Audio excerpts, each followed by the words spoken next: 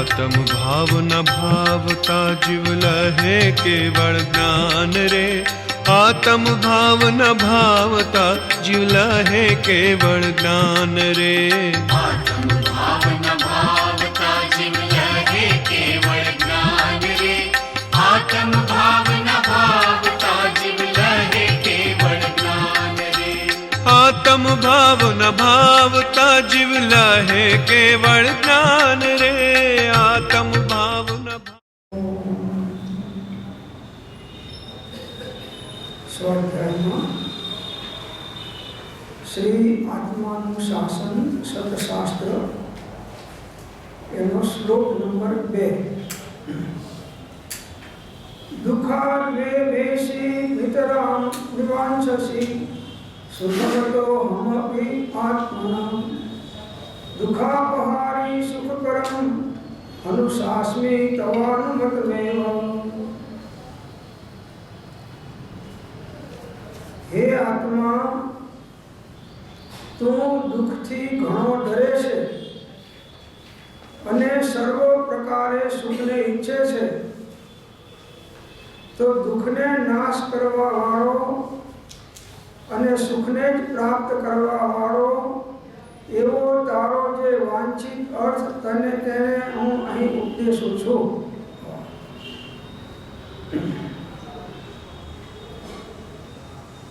દરેક જીવ ને દુઃખ જોઈતું નથી, દુઃખથી ડરે છે બધા।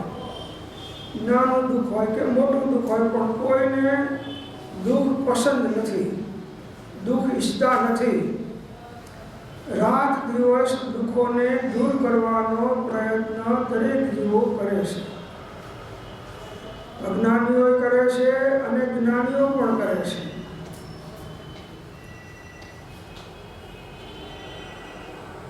અને સર્વ પ્રકારે સુખને ઈચ્છે છે।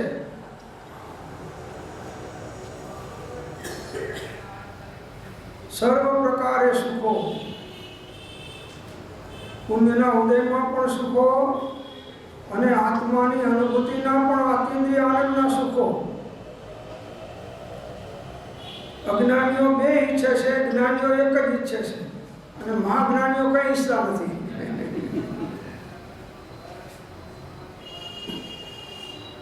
બસ સુખી થવું અને બધાને સુખી કરવું। સર્વથા સૌ સુખી થાઓ, સમતા સૌ સમાચરો, સર્વત્ર દિવ્યતા વ્યાપો, સર્વત્ર શાંતિ વિસ્તરો। સુખી થાઓ। સર્વ જીવનો ઈચ્છો સુખ એ મહાવીરની શિક્ષા મુખ્ય। બધાય જીવોનું સુખ ઈચ્છો અને એમાં નિમિત્ત થવા પ્રયત્ન કરો, તો પેલા તો એના ઉદય પ્રમાણે કે એની યોગ્યતા પ્રમાણે સુખી થાય ખરા ના થાય, પણ તમે તો સુખી થશો। બીજાને સુખી કરવાની ભાવના વાળો જીવ સુખી થયા વગર રહેતો નથી। અને કોઈ દુઃખી થાય એવા પ્રયત્ન કરશો તો દુઃખ પેલા જીવના ઉદય હશે તો આવવાનું છે, તમારા મોકલેલું કોઈ આવવાનું નથી। છતાં અજ્ઞાની જીવો બીજા જીવો દુઃખી થાય એમાં રાત દિવસ પ્રયત્નવાન હોય છે કે આમને દુઃખી કરવું, મારું ગમે તે થાય પણ આમને તો હું નહીં છોડું કે દુઃખી કરું।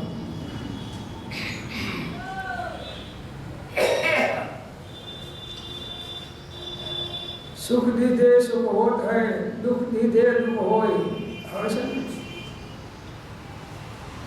તો દરેકને સુખ જોઈએ છે અને દુઃખનો નાશ કરવો છે। હવે એવો દુઃખને નાશ કરવા વાળો અને સુખને જ પ્રાપ્ત કરવા વાળો એવો તો તારો જે વાંછિત અર્થ તેને અહીં ઉપદેશું છું।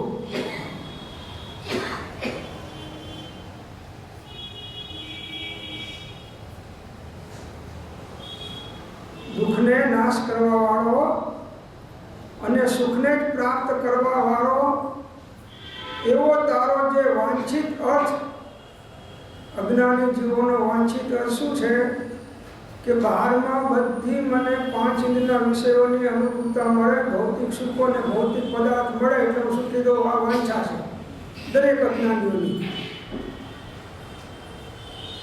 અને જ્ઞાનીઓ કહે છે કે આ બધાથી હું રહિત થઉં, ભૌતિક સુખો અને ભૌતિક પદાર્થોથી. એટલે અજ્ઞાની અને અજ્ઞાનીની માન્યતામાં પૂર્વ પશ્ચિમ જેટલો તફાવત છે. ધર્મનું સાધન જ્ઞાનીઓ બતાવે છે, શેના માટે બતાવે છે? સુખી થવા. અને આને એમ છે કે આ હું બધું કરીશ તો પછી મારું આ બહારનું સુખ છૂટી જશે. એટલે અજ્ઞાની જીવ જ્ઞાનીઓના બોધથી દૂર ભાગે છે.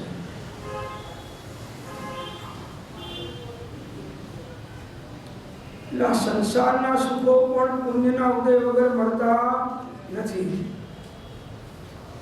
અને એ પુણ્ય વ્યવહાર ધર્મ કર્યા વગર આવતું નથી. બહારના સુખ જોતા હોય તો વ્યવહાર ધર્મ જરૂરી છે. અને આત્માનું સાચું અતિન્દ્રિય સુખ જોતું હોય તો પરમાર્થ ધર્મ યોગ્ય છે. એના માટે ધર્મથી સુખ મળે. ટૂંકમાં જેટલા અત્યારે બહારમાં સુખી છે એને કંઈક પૂર્વના પુણ્ય કરીને કંઈક પુણ્ય બાંધેલા એનો પ્રતાપ છે. વર્તમાનમાં જે એને પાપ કર્યા હશે એનો જ્યારે સમય પાકીને ઉદય આવશે ત્યારે એનું પણ પાછું દુઃખ મળવાનું એને. અને સુખ અને દુઃખ એ આમ જુઓ તો બંને મનની કલ્પનાઓ છે. સુખ અને દુઃખ એ બંને મનની કલ્પનાઓ છે. એકનો એક પદાર્થ તમને એક વખત સુખી લાગે અને એનો એક પદાર્થ થોડા સમય પછી તમને દુઃખી લાગે. એ જ તમારો દીકરો તમારો કીધું કે અને તમે એક કામ સોંપો તમારા 5 કામ કરી લાવો તો તમને દીકરા ઉપર રાગ થશે કે આ મને સુખી કરશે, આને મને સુખી કરે. હવે દીકરો તમારા કહ્યા પ્રમાણે ચાલ્યો, તમને ખૂબ રાગ કરાયો, એના નિમિત્તે તમને ખૂબ રાગ થયો તો તમે સુખી થયા કે દુઃખી થયા? રાગ કરવાથી મોહાધીન પણ રાગ કર્યો છે. બહારમાં માનો છે કે સુખ મળ્યું છે પણ હકીકતમાં રાગથી પાપ બંધાયું છે. અને એ છોકરો જ્યારે ઊંધો ફાટે આજ્ઞામાંથી વિરુદ્ધ જતો રહે ત્યારે વધારે દુઃખ ક્યાં થાય? જ્યાં વધારે રાગ કર્યો છે ત્યાં જ વધારે દ્વેષ થાય છે, ત્યાં જ વધારે દુઃખ થાય છે. એટલે જ્ઞાની પુરુષો દેહમાં કે કુટુંબમાં કે જગતના કોઈ પદાર્થ ચેતન કે અચેતન હોય એમાં અંદરમાંથી મોહયુક્ત રાગ કરતા નથી. મોહયુક્ત રાગ નહીં છે. ઠીક છે.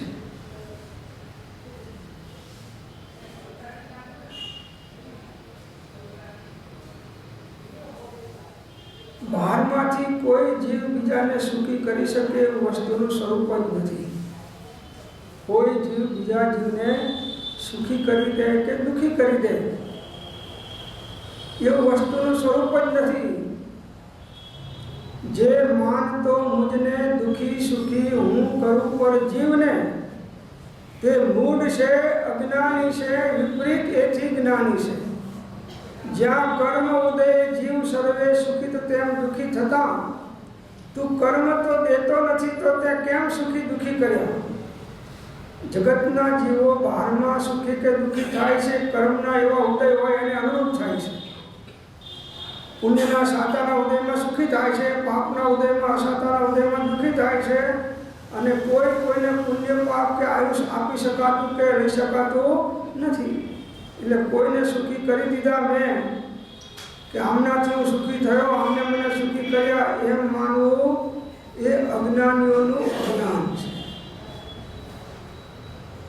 એ નિમિત્ત થયા, એમને સુખી નથી કર્યા, એ નિમિત્ત થયા છે. શેના કારણે નિમિત્ત થયા છે?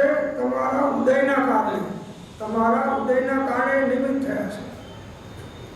ઉદય ના હોય તો તમે ગમે એટલું સુંદર આચરણ કરતા હોય અને ગમે તેવી બધી બહારમાં અનુકૂળતા હોય તો પણ ઉદય નહીં હોય તો બહારમાં તમને કોઈ સહાય કરનારો નહીં હોય. રાણા પ્રતાપ આવડો મોટો રાજા રાજસ્થાનનો, ઉદયપુરનો હતો ને, મેવાડનો રાજા. મેવાડ ઉદયપુરમાં જાય ને, મેવાડનો રાજા. એનો ભાલો કેટલો ઊંચો, આમ 4 જણા સાથે ઉચકી ના શકે એટલો તો ભાલો રાખતો. અને એની હાથ વાગે ધાક વાગે મુસલમાન બાદશાહો પણ એનાથી ડરે. રાજા મહારાજાને સાહેબીમાં તો શું ખામી હોય, દોમ સાહેબી. પણ જ્યારે એને ઘર છોડીને ભાગવું પડ્યું ત્યારે ક્યાંકથી એક સૂકો રોટલો કોઈ એને ખાવા આપ્યો. એના છોકરો છે એને થોડો આપે છે, થોડો એ ખાય છે, અને એમાં બિલાડો એના છોકરાના હાથમાંથી રોટલો લઈ ગયો. ભાગ્ય ફરી ગયો ખલાસ. કાબે અર્જુન લૂંટ્યો, હોય ધનુષ અને હોય બાણ. ઉદય ફરી જાય છે એટલે બધા નિમિત્તો જે સીધા હતા બધા ઊંધા થઈ જવા. અત્યારે કોઈ બહારના એવા મોટા રાષ્ટ્રપતિઓ કે રાજા મહારાજાઓ આવે તેને આમ ધ્વજ ફરકાવે એના દેશનો, અને પછી જાય એટલે અડધી કાઠીએ ધ્વજ ફરકે. જાય એટલે અડધી કાઠીએ ધ્વજ રાખવો પડે. ઉદય બળવાન છે અને ઉદય જોઈને ઉદાસ થશો નહીં. ઉદય છે, કોઈ પણ ઉદય આત્માને કિંચિત નુકસાન કરી શકતો નથી. આત્માને નુકસાન તો ઉદય અનુભવ તમે જે પરિણામ કે ભાવ કરો છો એ ભાવથી છે, ઉદયથી નથી. તો ગમે તેવો ઉદય આવો, જ્ઞાનીઓ જાગૃત હોય છે એટલે ઉદયમાં ભળતા નથી, ઉદયમાં તદાત્મ્ય થતા નથી. ઉદયમાં પણ એ કર્મના ઉદયના જ્ઞાતા રહેશે. સુખ દુઃખના બહારમાં નિમિત્તો આવે એના પણ જ્ઞાતા દ્રષ્ટા રહેશે. એટલે જૂના કર્મો એ ક્ષમતા ભાવે ખપાવી દેશે, ભોગવી લેશે અને નવા બાંધતા નથી. એટલે એ ક્રમે કરીને મુક્ત થઈ જાય છે.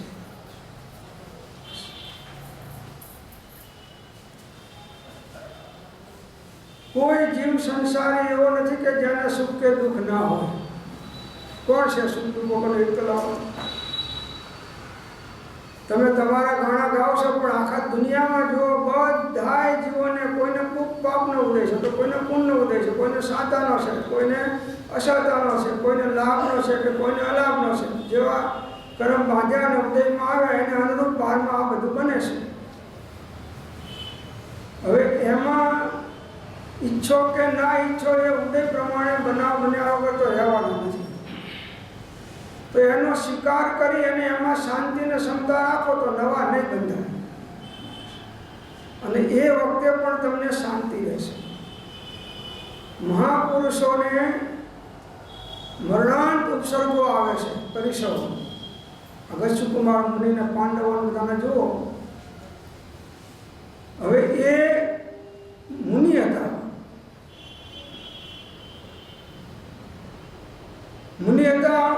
અને આત્મજ્ઞાની હતા. હવે શત્રુંજય પર્વતના પાલિતાણાના ડુંગર ઉપર આ 5 પાંડવો મુનિ અવસ્થામાં ધ્યાનમાં ઊભા છે. ત્યાં કૌરવોના કુટુંબીજનનો એક યુવાન માણસ જોયું કે અમારું આખું કુળ આને ખલાસ કરી નાખ્યું છે. હવે અત્યારે લાભ મળ્યો છે, આ બધાને હું બાળીને ભસ્મ કરી નાખું. તો લોઢાના ધગધગતા દાગીના ગરમ કરી અને પહેરાયા, બધા સાણસામાં પકડી અને પહેરાવી. હવે ધારે તો ભીમ છે આમ કોણી મારે ને તો એ શત્રુંજય નદીમાં જાય, એટલો તાકાતવાળો છે, પણ મુનિ છે. એટલે હવે એને જોયું કે બાંધેલા કર્મ ઉદયમાં આવ્યા છે, હવે એને ક્ષમતા ભાવે ખપાવવાના છે. નવો ભાવ કશાયનો કરવાનો નથી, અને અકશાય ભાવે રહી અને કર્મના ઉદયને ખપાવવાના છે. અકશાય ભાવ વગર અમને પણ અબંધપણામાં નથી એમ કૃપાળદેવે કહ્યું. અકશાય ભાવ વગર અમને પણ અબંધપણા માટે કોઈ અધિકાર નથી. શાંતિ રાખશો તો કર્મનો ઉદય કે વધવાનો નથી કે દુઃખ વધવાનું નથી, અને અશાંતિ રાખશો તો કંઈ કર્મનો ઉદય ઘટવાનો નથી કે દુઃખ ઘટવાનું નથી. એ જેટલી સ્થિતિ એની બાજુ છે એ સ્થિતિ પ્રમાણે જ અનુભવ પ્રમાણે જ એનું ફળ મળવાનું છે. માટે જ્ઞાની કે અજ્ઞાની જન સુખ દુઃખ રહિત ન કોઈ, જ્ઞાની વેદે ધૈર્યથી અજ્ઞાની વેદે રોય. ધીરજ નથી રહેતી. કંઈક દુઃખો આવે એ જગતના જીવોને સહન કરવાની શક્તિ અજ્ઞાનતાના કારણે લગભગ પ્રાય નષ્ટ થઈ ગઈ છે. એટલે નાની નાની બાબતોમાં આકુરતા વ્યાકુરતાઓ ચાલે છે. જીવ કાર્ય કરીને જેટલો કર્મ નથી બાંધતો એટલું એમને કાર્ય કર્યા વગર ભાવથી બાંધે છે. અહીં વિચારવા જેવી બાબત છે કે તમે હિંસા કરીને જે પાપ બાંધ્યું એ તો ઓછું છે, પણ હિંસાના પરિણામ તમને જે ચાલ્યા, હિંસા કરીને હિંસાના પરિણામ ચાલ્યા, એ હિંસાના પરિણામથી જ કર્મ બંધાય છે, કાર્યથી નહીં.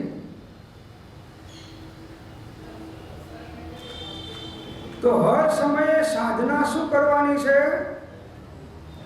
પરિણામોની વિશુદ્ધિ અને નિર્મળતા રહે એ સાધના છે. ઉદય હશે તો કોઈ વિપરીતે વર્ષશે, કોઈ ગાળો દેશે, કોઈ મારશે ખરું અને કોઈ મારી પણ નાખશે. ઉદય છે એમાં ઇન્દ્ર, જિનેન્દ્ર, નરેન્દ્ર પણ ફેરફાર કરી શકે નહીં. ઉદયમાં આવી ગયું બસ. તો હવે તમારા પાસે એક જ બચવાનો ઉપાય છે, તમારો વિતરાગ ભાવ. આ જ તમારું રક્ષણ કરશે ગમે ત્યારે, ગમે ત્યાં, ગમે તેવા ઉદયમાં. વિતરાગ ભાવ જો આપણે ચૂકી ગયા તો આપણે અબંધપણાના અધિકારી મટી ગયા.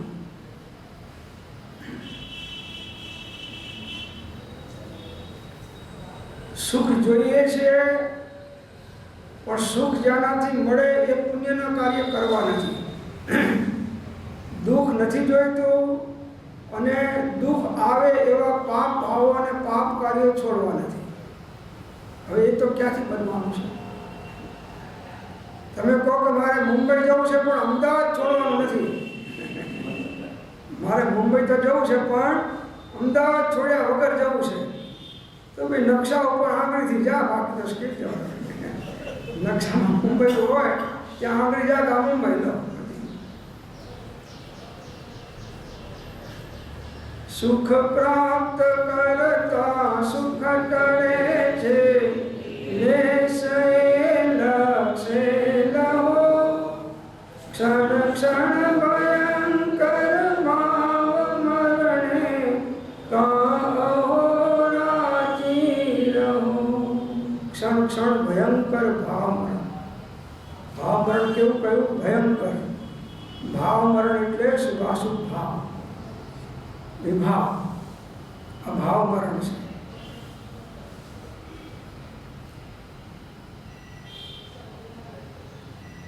એક વાર જો સમાધિ મરણ થાય તો અનંત વારના અસમાધિ મરણ ટળી જાય છે. અને આ પેલું મરણ તો એક જ વખત આવે છે, આયુષ છૂટવાનું તો. પણ આ ભાવ મરણ તો સમયે સમયે થાય છે, ચાલે છે.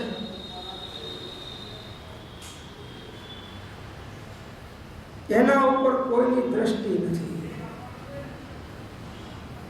પોતાના પરિણામ ઉપર જાગૃતિ રાખવી, નિરીક્ષણ કરવું, અને જે પાપમય ભાવો છે કે આત્માને અહિતકારી ભાવો છે એનાથી પાછા ફરી અને હિતકારી ભાવમાં આવવું, આવી જાગૃતિ રાખનારા કોક વિરલા સાધકો હોય છે.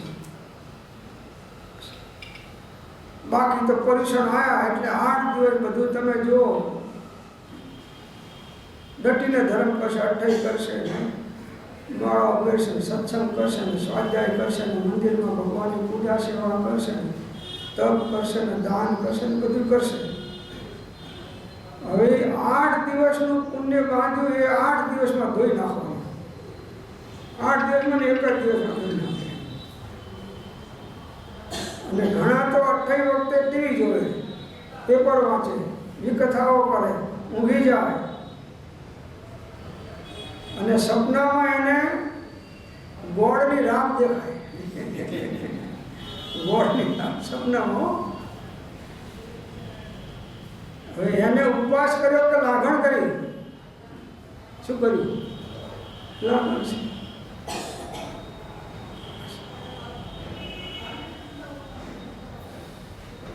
ઉપવાસના દિવસે સર્વ પ્રકારના આરંભ પરિગ્રહ અને પાપ વૃત્તિનો ત્યાગ હોય.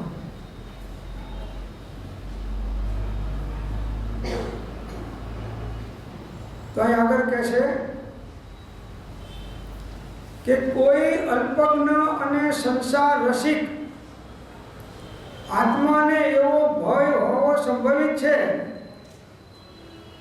કે શ્રી ગુરુ મારા પ્રાપ્ત સુખ છોડાવીને ધર્મ સાધન બતાવશે અને તે ભયથી તે જીન વચનામૃત પ્રત્યે નિરાદર રહેશે. મોટા ભાગના અજ્ઞાનીઓની આ સ્થિતિ છે. અલ્પજ્ઞ અને સંસારનો રસિક જીવ, સંસારી નહીં, સંસારનો રસિક, રસ્યો, સંસારનો રસ્યો, એવા આત્માને એવો ભય હોવો સંભવિત છે. આવો ભય હોય છે કે આમની પાસે વધારે જશું તો પછી આ ધંધા છોડાઈ દેશે, આ સંસારની પ્રવૃત્તિઓ છોડાઈ દેશે, આરંભ પરિગ્રહના કાર્યો છોડાઈ દેશે અને ધીમે ધીમે ઘરે છોડાઈ દેશે. એટલે આમના સંગ કરવા જેવો નથી. એટલે સાંભળવા ના જાય કે આમનું 2-5 વખત જો સાંભળશું ને તો આપણો ઘર અને ધંધો ફના ફાટ્યા થઈ જશે. એટલે જીવો આ બીકે ધર્મ સાંભળવા જતા નથી, ધર્મના સાધન કરતા નથી. દીક્ષે ના ભાઈ, અત્યારે તને જે સુખ મળ્યું એ એમને નથી મળ્યું. તે પૂર્વે કંઈ પુણ્યના ભાવ, દયા, દાન, તપ, ત્યાગ, ભક્તિ આદિ કર્યા હતા. આ એનું ફળ છે. તો પાછા વિકલ્પ કરે કે જો તમે આ ધર્મ કરવાનું કહો છો એ કરીને એનું ફળ આ જ હોય તો આમને ફળ મળ્યું છે, તમને શું કરો ના ભોગવીએ? પાછું એમ કે અમને આ મળ્યું છે. પ્રભુ મળ્યું છે એ તો પૂર્વ પુણ્યનો ઉદય છે, પણ એ ભોગમાં તદાત્મ્ય થઈ જાય એ વર્તમાન નવો પાપનો બંધ કરાવે છે. એટલે એ જ્ઞાનીઓ સુખને પણ દુઃખ જ કહે છે. સાચું સુખ નિર્દોષ સુખ, નિર્દોષ આનંદ લ્યો ગામે ત્યાંથી ભલે એ દિવ્ય શક્તિમાન જેથી જંજીરેથી નીકળે. એટલે જીવ ભાગે છે, જ્ઞાનીઓથી દૂર ભાગે છે. સંસારના રસિક જીવો કે આમની પાસે જશું, ધર્મ સાંભળશું તો આપણું બધું છોડાઈ દેશે, બધી સંસારની પ્રવૃત્તિઓ, ધંધાની પ્રવૃત્તિઓ, પછી હું એકલો શું કરીશ એમ જીવ ગભરાય છે અજ્ઞાનમાં.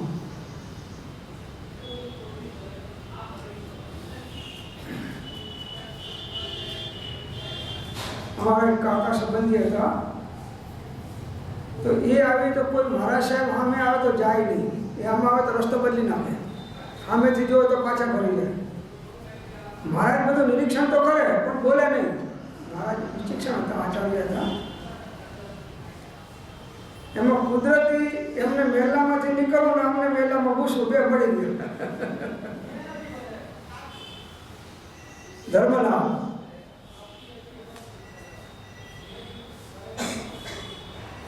તો કે સાહેબ લાભ માટે જ નીકળ્યો છું. કેવું પણ કે એ લાભ લેવો હોય તો કંઈક સારા નિયમ પાળો, પાપોનો ત્યાગ કરો અને કંઈક ધર્મ કરશો તો તમને આ બધા લાભ મળશે. એમને એમ થોડા મળવાના છે. ને કંઈક સારો નિયમ લો, એમ કહીશું. કંઈક સારો નિયમ લો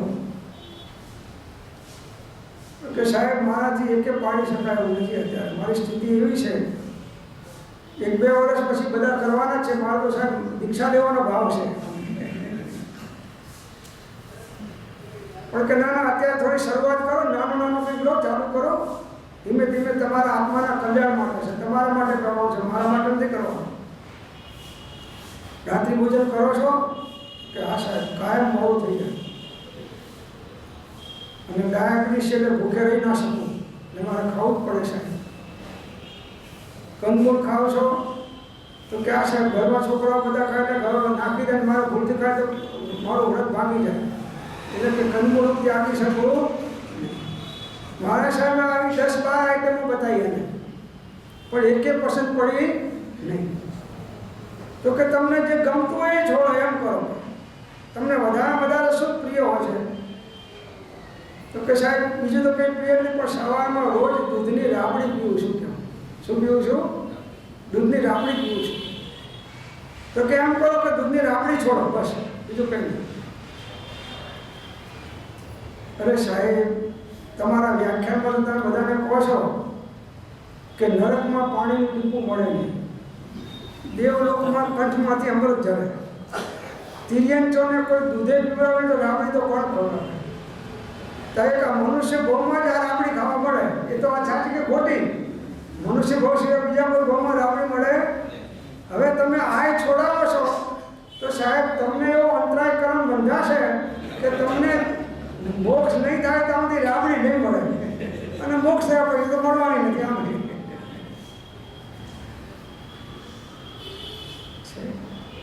તો બહુ રત્ન વસુંધરા છે પ્રભુ.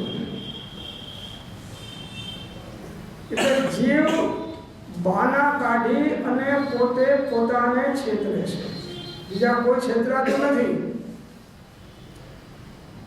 84 લાખ યોનિમાં ઉત્તમમાં ઉત્તમ અવતાર મનુષ્યનો છે અને એ મનુષ્યનો અવતાર મોટા ભાગના જીવોએ આરંભ, પરિગ્રહ, વિષય કષાય અને લૌકિક પ્રવૃત્તિઓમાં જ ઉડાડી નાખ્યો છે અને ઉડાડી રહ્યા છે. એનું કારણ અજ્ઞાન કે આ ભાવ કરવાથી, આ કાર્યો કરવાથી કેવા ભાવ થાય અને કેવા કર્મ બંધાય અને એનું ફળ કેવું આવે એનું અજ્ઞાન છે, નથી સમજતા એટલે કરે છે.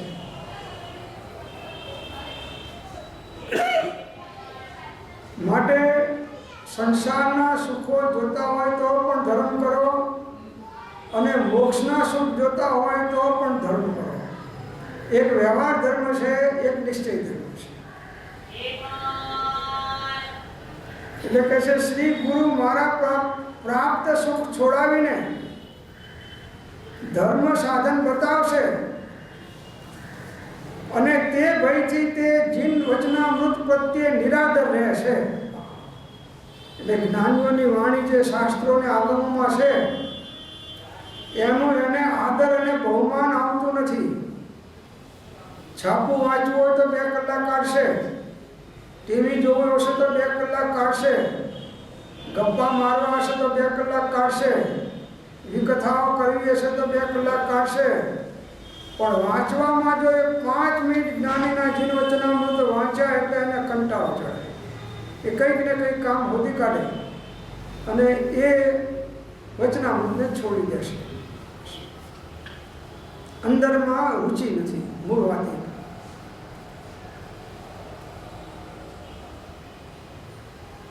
કેવા છે જીન વચનામૃત? તો કે વચનામૃત વિતરાગના પરમ શાંત રસમો ઔષધ જે ભવરોગના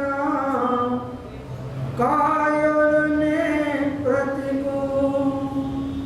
વચનામૃત વિતરાગ, ભગવાનના વચનામૃત, હો શ્રી સત્પુરુષના વચનામૃત મુદ્રા અને સત્સમાગમ કેવા છે? સુષુપ્ત ચેતનને જગાડી દેશે, પડતી વૃત્તિને સ્થિર કરી દેશે. જો આ વચનામૃતોનું અવલંબન તમારી વૃત્તિ નીચી પડી ગઈ હોય, હલકા ભાવમાં આવી ગયા હોય, પાપ ભાવમાં આવ્યા હોય, તો તરત તમારા ભાવને પલટો કરાવી દેશે. અને દર્શન માત્રથી પણ નિર્દોષ એમના દર્શન કરવાથી મહાન પુણ્યમાંથી આ વચનામૃતના જ્ઞાનીની વાણીના અને એમના સાક્ષાત હોય કે સ્થાપના હોય એમના દર્શન પણ તમને મહાન પુણ્ય બંધાવે છે. અને એ દર્શન કરતા કરતા એમના ઉપયોગ ઉપર તમારો ઉપયોગ જાય તો તમને તમારા આત્માના દર્શન થઈ જાય. દર્શનમ દેવ દેવસ્ય દર્શનમ પાપ નાશનમ. ભગવાનના દર્શન અને જીનવાણીના દેવ ગુરુ શાસ્ત્રના દર્શન એ પાપનો નાશ કરનારા છે. અને દર્શનમ સ્વર્ગ સોપાનમ. આ દર્શન તમને સ્વર્ગના સોપાનમાં ઉત્તર ઉત્તમ સ્વર્ગમાં લઈ જાય. મનુષ્ય ભાવ, દેવ ભાવ, મનુષ્ય ભાવ, દેવ ભાવ, મનુષ્ય ભાવ, મુનિ થઈને મોક્ષ. 7-8 ભાવમાં તો પહોંચાડી દે.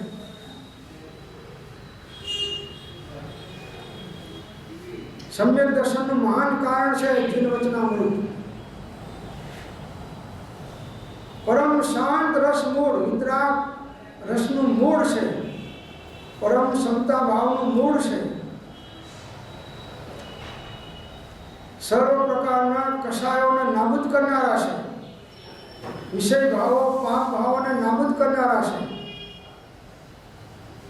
ઔષધ જે ભવ રોગના, આ પરિભ્રમણ મટાડી દે એવો ઔષધ છે. પણ કાયરને નથી અભ્યાસ કરતા શાસ્ત્રોનો. પ્રત્યક્ષ સદગુરુ યોગ નહીં, ત્યાં આધાર સુપાત્ર એમ કહ્યું છે. સુપાત્ર જીવોને આ કાળમાં સતશાસ્ત્રો જ મહાન આધારરૂપ છે, અવલંબનરૂપ છે, કે જેથી પોતે ઉત્તમ ભાવોની અંદરમાં ટકી રહે છે. જ્ઞાન ધ્યાન વૈરાગ્ય ભય ઉત્તમ જહા વિચાર, જે ભાવે શુભ ભાવના તે ઉતરે અવપાર. ભાવોની વિશુદ્ધિ ટકાઈ રાખી હોય તો દેવ ગુરુ શાસ્ત્રનું અવલંબન છોડવા જેવું નથી. અને સ્વરૂપનું અવલંબન કરશો એટલે સહેજે છૂટી જશે, અને બીજું અવલંબન કરશો તોય સહેજે છૂટી જશે. તમે સ્ત્રી પુત્ર પૈસા કે ધંધાનું અવલંબન લેશો તો દેવ ગુરુ શાસ્ત્રનું અવલંબન છૂટી જશે, છોડવું નહીં પડે, સહેજે છૂટી જશે. કોનું અવલંબન લેવું છે એ પોતાની યોગ્યતા ઉપર નિર્ભર છે. કોનું તમે અવલંબન લો છો? મોક્ષગામી જીવ હોય, મોક્ષ માર્ગી જીવ હોય તો એ વિતરાગ દેવ, નિર્ગંધ ગુરુ અને એમના સતશાસ્ત્રો, એમની વાણીનું અવલંબન લીધા વગર રહેશે. કળિયુગ છે માટે વસ્તુના વિચાર વગર એક ક્ષણ પણ રહેવું નહીં, એમ પરમ કૃપાદેવે 254 પત્રમાં કહ્યું છે. કળિયુગ છે, ચારે બાજુ આત્માનું પતન કરાવી નાખે એવા ભરપૂર નિમિત્તો ભરેલા છે. અને નીચી ભૂમિકામાં જીવ નિમિત્તાધીન હોય છે. એટલે નિમિત્તે કરીને હર્ષ, નિમિત્તે કરીને શોક, નિમિત્તે કરીને ઇન્દ્રિયજન્ય વિષયો પ્રત્યે આકર્ષણ અને નિમિત્તે કરીને કશાય ઉદ્ભવે છે, તેવા જીવોએ તેવા નિમિત્તનો ત્યાગ કરવો અને સત્સંગનો અને સત્સાધનનો કે સદગુરુનો આશ્રય કરવો. અસ્થિ નાસ્તિ બે, પેલાનો ત્યાગ કરવો અને આમનો આશ્રય કરવો. ભલે તમારે ઉદયવસાત કામ કરવું પડતું તો કામ કરતા કરતા પણ મંત્રોનું સ્મરણ કે જ્ઞાનીઓની ગાથાઓનું સ્મરણ રાખ્યા કરે. સારું કામ થશે, બગડશે નહીં. હો તમને એમ કે ભગવાન નામ લેવા જેમ કે રોટલી દાઝી જાય, કંઈક દૂધ ઉભરાઈ જાય, કંઈક ગ્રાહક પાછું જતું રહે, એવું નથી પ્રભુ. રોમે રોમ તમારા મંત્રનો જાપ અંદરમાંથી બહાર આવવો જોઈએ. એટલો મંત્રને ઘૂંટી ઘૂંટી અને આત્મસાધ્ય કરવાનો છે.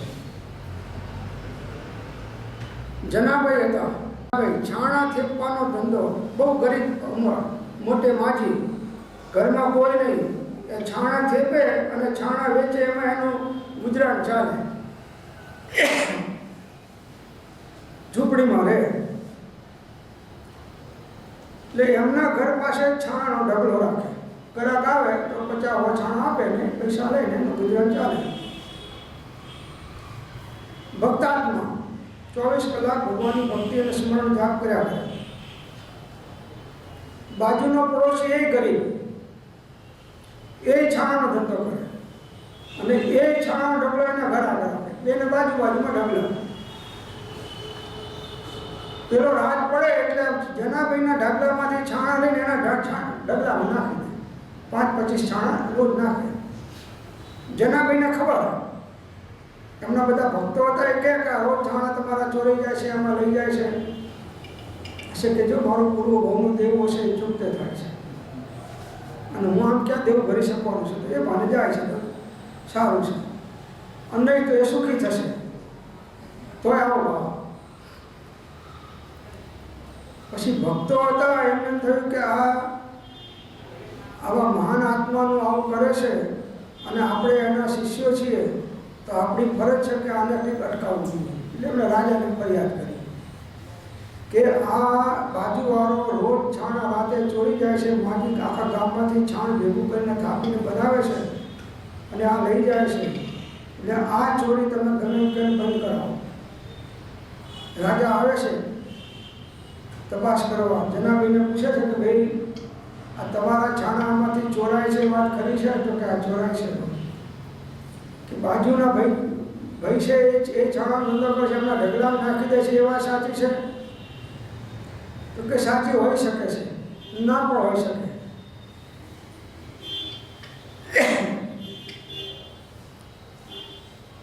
બાજુવાળાને બોલાવે છે કે ભાઈ તારા ઉપર ફરિયાદ થઈ છે અને જો સાચું નહીં બોલે તો ગામની બહાર કાઢી મૂકીશ, મારીને તને. બોલ કે રોજ આમાંથી છાણા ચોરે છે કે નહીં જનાભાઈના? 2-4 લાકડી મારી અને પેલો કબૂલી ગયો, હા સાહેબ કે રોજ ચોરું છું. ક્યારથી? ઘણા વર્ષોથી ચોરું છું. તો કે આને પૂરી દો. જનાભાઈ કે નહીં, એને પૂરશો નહીં, એ મારું દેવું હતું એ ચૂકતે થઈ ગયું, એને જો તમે પૂરશો તો હું ગામ છોડીને જતી રહીશ, એમ કહ્યું. પણ કે આ તમારી ચોરી કરે છે ને? તો કે હશે.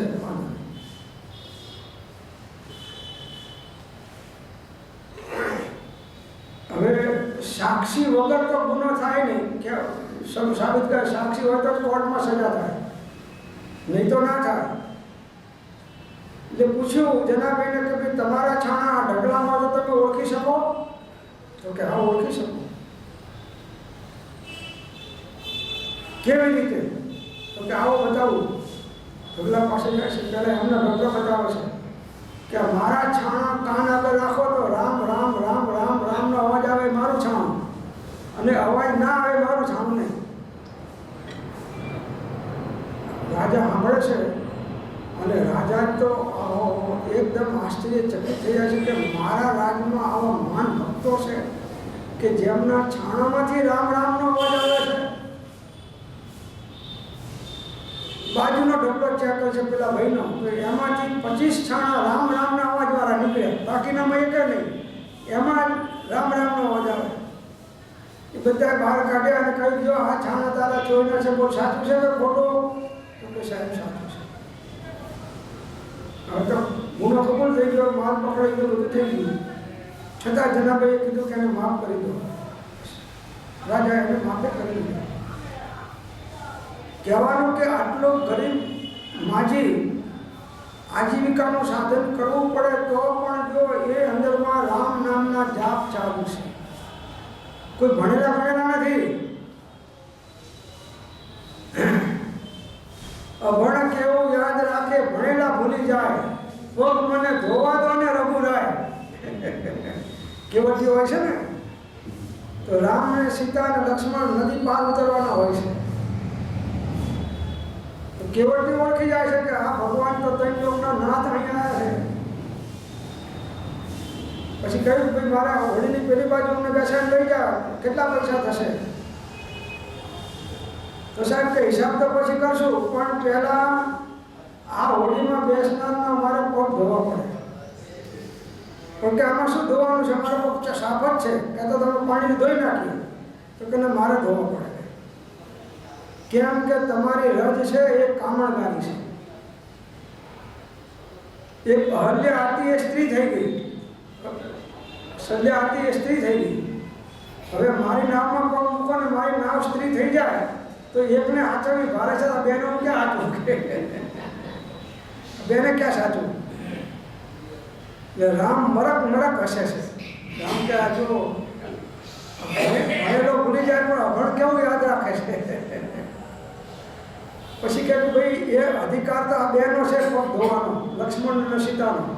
એ કહે તો મને વાંધો નથી. સીતા માતાને કહે છે કે ભાઈ મને જો આ તમે ધોવા દો તો હું બેસાડું. પેલી બાજુ તો જવું છે. સીતા માતા સમજી ગયા કે આનો પ્રેમ છે, ભગવાન પ્રત્યેનો મહાપ્રેમ છે. તો કે કઈ વાંધો નહીં, એક ભક્તને ભગવાનને આવ્યો પ્રેમ તો ભક્તને આવ્યો ભગવાનને શું નહીં? સારું કે ધોઈને બેસાડ્યા, નદી પાર ઉતાર્યા. પછી પૈસા આપ્યા કે લો ભાઈ તારે જ્યાં પૈસા ઉતારવાના થયા હવે લઈ લે. તો કે સાહેબ આ તમે શું કહો છો? આપણે એક ધંધાવાળાના પૈસા હોય, ગાંજાના બાલ કાપે તો એના પૈસા ના લે, તમારા બાલના 25-50 લે, પણ પેલાના ના લે, ગાંજાના ના લે.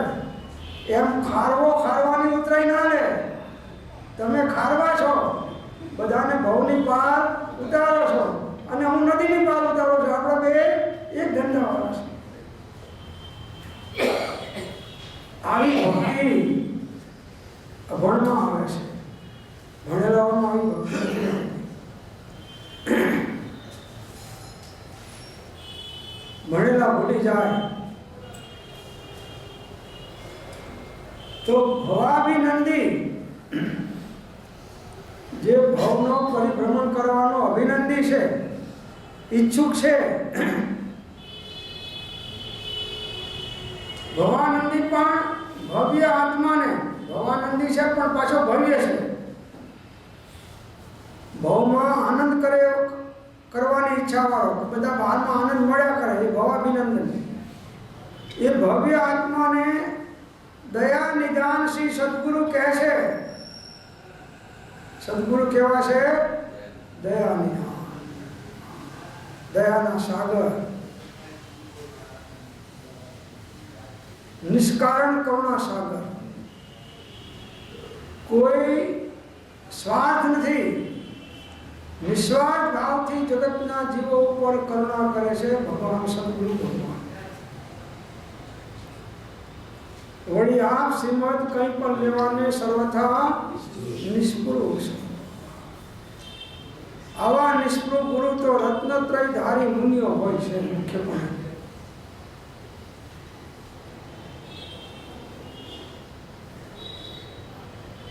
એવા દયાનિધિ શ્રી સદગુરુ કહે છે કે હે ભાઈ, એવો નિષ્કારણ ભય તું ના કર કે અમને આ સંસારના સુખો છોડાઈ દેશે, બધા પદાર્થો છોડાઈ દેશે, અને એ ભયથી તું સત્સંગ સાંભળવા નથી આવતો, આ સત્શાસ્ત્રો નથી વાંચતો, કે ધર્મના કોઈ સાધન નથી કરતો. ભય છે તને કે હું આ કરીશ તો આ છૂટી જશે.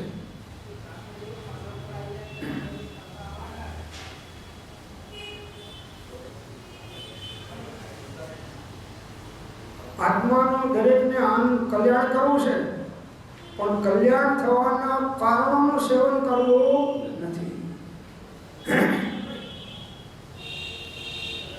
એનાથી ગભરાય છે કે આમાં સમય બગાડી દઈશ, ખોટો કિંમતી મારો. અત્યારે મારો મોટો બેરિસ્ટર હોય તો કે એક દલીલના હું 2-5 લાખ લઈ લઉં છું. મારો કિંમતી સમય, સુપ્રીમ કોર્ટના બેરિસ્ટરો હોય છે ને બધા મોટા, એમના ચાર્જ ઘણા હોય. અને વેપારીઓને પણ ગરાગી એટલી હોય કે ઘર ટિફિન ત્યાં દુકાનમાં આવ્યું હોય તો ઠરી જાય પણ ખાય નહીં. આપણે કંઈ જો જમી લો ને દુકાનમાં છે શું વાંધો, અડધો કલાક 5 કલાક થશે, તો કે જો 12 મહિનાના રોટલા 3 મહિનામાં ખાવાના છે.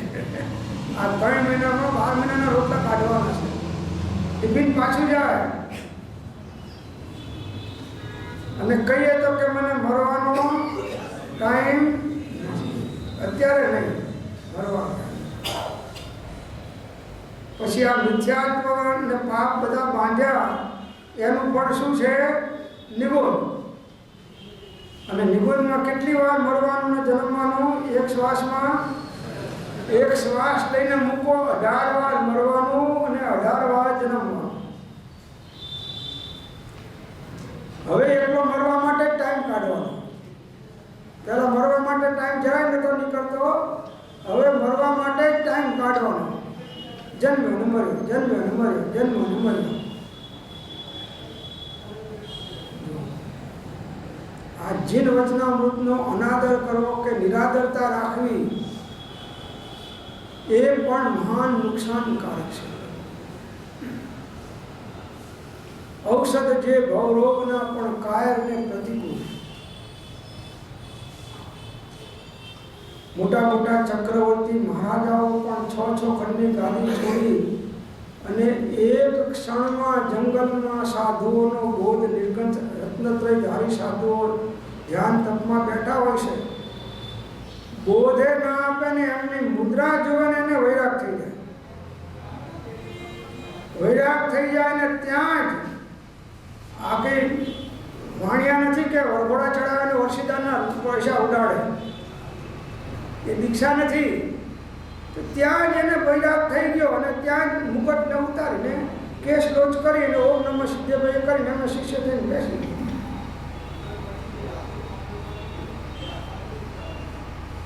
ચક્રવર્તીના વીર્ય એવા હોય છે. ભગવાન એક સમયની અંદરમાં એ નિર્ણય કરી લીધો એટલે બીજા સમય એનો અમલ થઈ ગયો. કેવા કેવા રાજા મહારાજાઓ કેવા કેવા નિમિત્તો પામીને કેવો કેવો ત્યાગ કરે છે, એવા અનેક દ્રષ્ટાંતો તમને કથાનું યોગની અંદરમાં મળશે. વજ્રધન ચક્રવર્તી હતો. વજ્રધન ચક્રવર્તી તો એને સવારના પહોરમાં જ્યારે સિંહાસન ઉપર બેસે ત્યારે માળી સરસ કમળનું ફૂલ એને હાથમાં આપે, સુગંધિત. તો એક ફૂલ એવું આવ્યું કે એની સુગંધ અતિશય, એટલે એને એમ થયું કે જે આ પાંખડીઓ બંધ છે ને આટલી બધી સુગંધ આવે છે, તો આની પાંખડીઓ જ્યારે ખુલશે ત્યારે આમાંથી કેવી સુગંધ હશે. એમ કરીને એને એની પાંખડીઓ ખોલી કમળની, તો એમાંથી એક મરી ગયેલો ભમરો નીકળ્યો. સાંજના બેઠો હશે અને રાતના કમળ બીડી જાય તો એની અંદરમાં ભમરો બીડાઈ ગયો અને બહાર ના નીકળી શક્યો. બહાર નીકળવાનો પુરુષાર્થ ના કર્યો અને અંદરમાં અમુક જઈને એ છૂટી ગયો. જે ભમરો લાકડું હોય કઠણ એ કોચીને નીકળી જાય, એ એક કમળના કોમળ પાંદડાને કોચી ના શક્યો સુગંધની આસક્તિમાં. એટલે એને ચિંતન થયું તો આ એક ઇન્દ્રિયના આસક્ત જીવ એની જો આ સ્થિતિ થઈ તો હું તો 5 ઇન્દ્રિયોમાં આસક્ત છું, તો મારી શું સ્થિતિ થાય.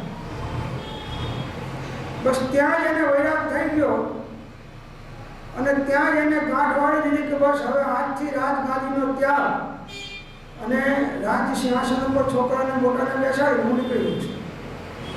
રાજકુમારને બોલાયા મોટા કે બેટા રાજગાદી તને સોંપું છું અને હું નીકળી જઉં છું. તો પિતાજી એકદમ કેમ? તો કે આવું બન્યું છે, આ જિંદગીનો ભરોસો નથી અને રાજગાદીમાં તો અનેક પ્રકારની ખટપટો, હિંસાઓ, જૂઠ, વિશ્વાસઘાત, યુદ્ધો આ બધું કરવું પડે અને મહાપાપનું બંધનું કારણ થાય. અને એનાથી મારી ગતિ બગડી જાય. માટે હવે મારે મારી ગતિ બગાડવી નથી અને આ પાપ મારે કરવા નથી. એટલે અને તું મોટો છો એટલે અધિકારી છું, તને બેસાડી હું નીકળું છું.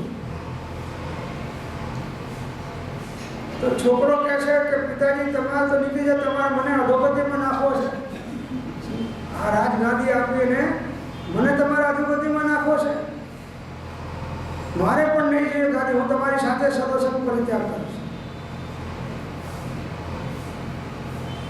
બીજાને બોલાવે. 1000 કુંવરો હતા, 1000 કુંવરમાંથી ચક્રવર્તીના કોઈ કુંવર તૈયાર ના હતા ગાદી લેવા. અને અત્યારે તો નવા અંદરમાં દાખલ થઈ જાય અને ના આપે તો એ બાપાને સુપ્રીમ કોર્ટ સુધી પહોંચાડી દે અને રાષ્ટ્રપતિને પૈસા ખવડાવીને એના ફેવરમાં નિર્ણય કરાવે. તો પેલા રાજા કહે છે કે ભાઈ જુઓ, હું તો ખાઈ પીને ઉતરી ચૂક્યો છું, તમે લોકો હજી નાની ઉંમરના છો, વૃદ્ધ થાવ એટલે તમારા છોકરાઓને આપીને તમે નીકળી જજો, કોઈ વાંધો નહીં, આત્માનું કલ્યાણ કરો તમે, પણ ઉતાવળ નહીં કરો, હમણાં નહીં, મારી સાથે નહીં. તો કે પિતાશ્રી તમે શું બોલો છો? તમે તો એક સામાન્ય રાજાના દીકરા છો અને અમે તો ચક્રવર્તીના દીકરા છીએ. શું કે તમે તો એક સામાન્ય રાજાના દીકરા છો અને અમે તો ચક્રવર્તીના દીકરા છો. તમારે જેને હપ્પો અમે તો આ નીકળ્યા. એ રાજકુમારના જે મોટો હતો એના દીકરાને ઘોડિયામાં ચાંદલો કહીને 1000 નીકળી ગયો છે. જેને અંદરમાંથી આવો દ્રઢ વૈરાગ્યને નિર્ણય થાય છે એ પછી કોઈની રાહ જોતા નથી કે મારે આમ છે કે તેમ છે, કોને ઉદય નથી ને કોને એવા નિમિત્તો વિઘ્ન કરનારા નથી. બધાની બાજુમાં હશે નીકળી જાય છે. રાજપાટથી પરવારીને વાટ લીધી જંગલની, અંગે અંગે ભરી ભાવના દુનિયાના મંગલની. નારીને વિસારી એને તજ્યા સૌ સંસારી, જોગી થઈને જાય મહાન, જોગી થઈને જાય. વનવગડાના ઘોર ભયંકર એને માર્ગ વિદ્યા, હસ્તે મુખડે કષ્ટ સહીને એને વિસડા પીધા. અન્ન અને જળ ત્યાગી એ તો મુક્તિનો અનુરાગી, જોગી થઈને જાય મહાન, જોગી થઈને. વૃક્ષ ઉપર ફળ પાકને પડી જાય એમ જ્ઞાનીઓ સમયે સમયે ઉદય ચકાસતા જાય છે. સહેજ ઉદય મન પડે તો બધું મૂકી નીકળી જાય છે.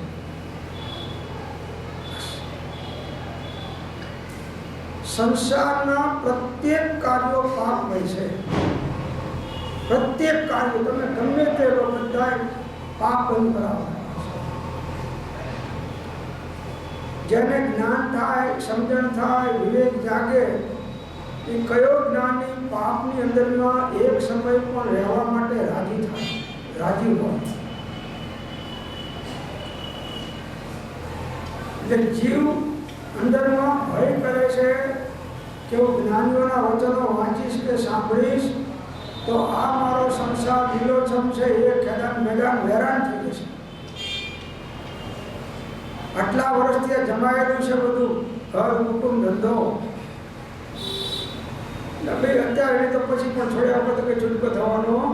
તું રોજના 1 કરોડ રૂપિયા કમાતો અને 80 વર્ષ સુધી કમાણો અને અબજો રૂપિયાના ડોલરો ભેગા કર્યા પણ જ્યારે તારે છૂટવાનું થશે ને જવાનું થશે ત્યારે એને છોડતા ભેગા કરતા 80 વર્ષ અને છોડતા એક સમય. ભેગા કરતા કેટલા લાગ્યો? 80 વર્ષ અને છોડતા એક સમય.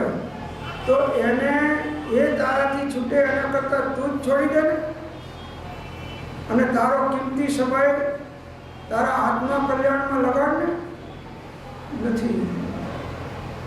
આ બુદ્ધિ મોટા મોટા ભણેલા અને જ્ઞાનના ક્ષોભમાનોને પણ નથી.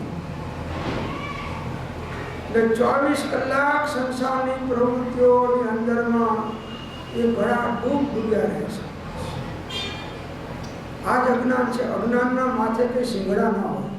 આ જ અજ્ઞાન છે. આત્માનો હિત મૂકી અને અહિતમાં પ્રવૃત્તિ કરવી એ અજ્ઞાન છે. સીધી વાત છે. તો એ અહીં કહે છે કે તેવા ભવાભિનંદી પણ ભવ્ય આત્માને દયા નિધાન. સદગુરુ ભગવાન કહેવા છે દયાના સાગર, દયાના નિધાન. शांति के सागर अरु, नीति के नागर ने, दया के आगर ज्ञान ध्यान के निधान हो. शुद्ध बुद्धि ब्रह्मचारी मुख बानी पूर्ण प्यारी, सबन के हितकारी धर्म के उद्यान हो. राग द्वेष से रहित परम पुनित नित, गुण से खचित चित्त सज्जन समान हो. राज चंद्र धैर्य पाल धर्म ढाल, क्रोध काल मुनि तुम आगे मेरे प्रणाम अमान हो. आवा महाज्ञानीઓ પણ એવા મુનિઓને નમસ્કાર કરે છે.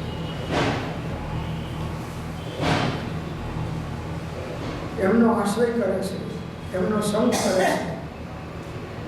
ઉપાસના જીન ચરણની અતિશય ભક્તિશયી, मुनिजन संगति रति अति संयम योग घटी.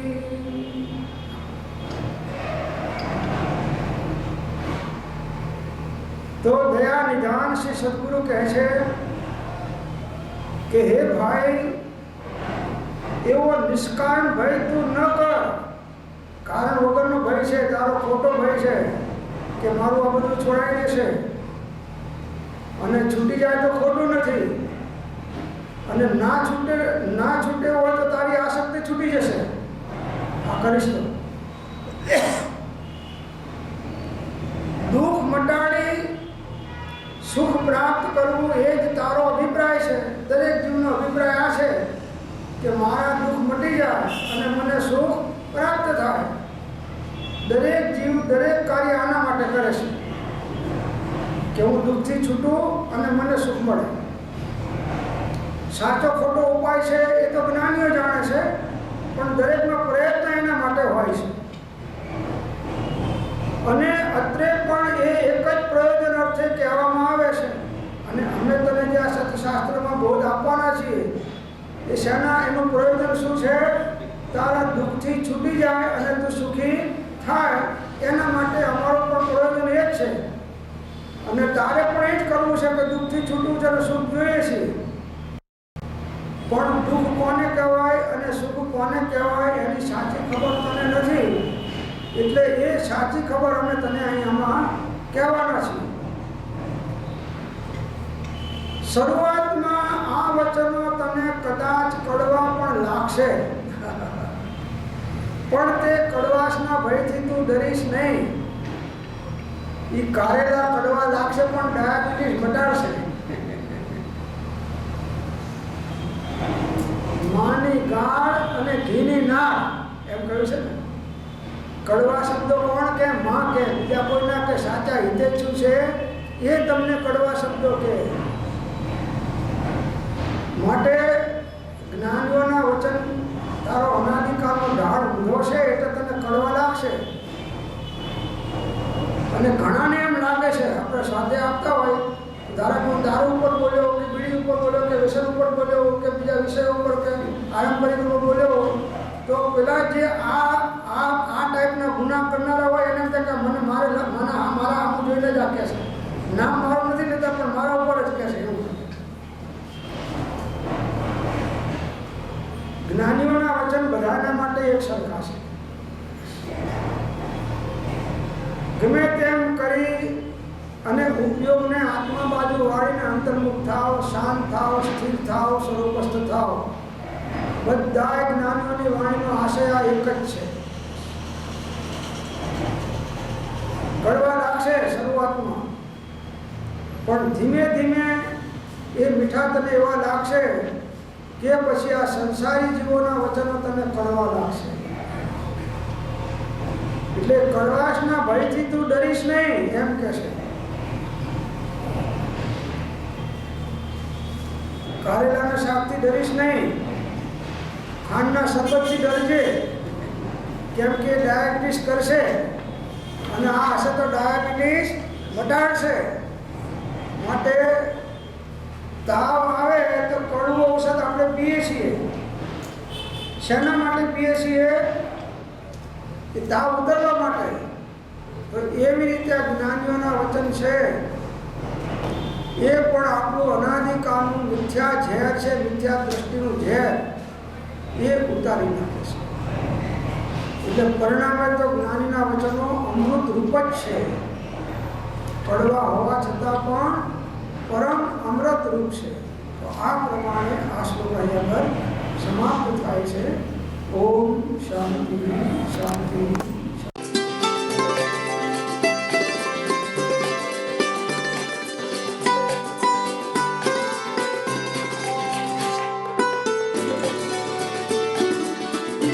જેમાં છે એવો સંયમ, ઇન્દ્રિય સંયમ અને પ્રાણી સંયમ અને આત્મ સંયમ, સર્વ પરિગ્રહ તથા બધા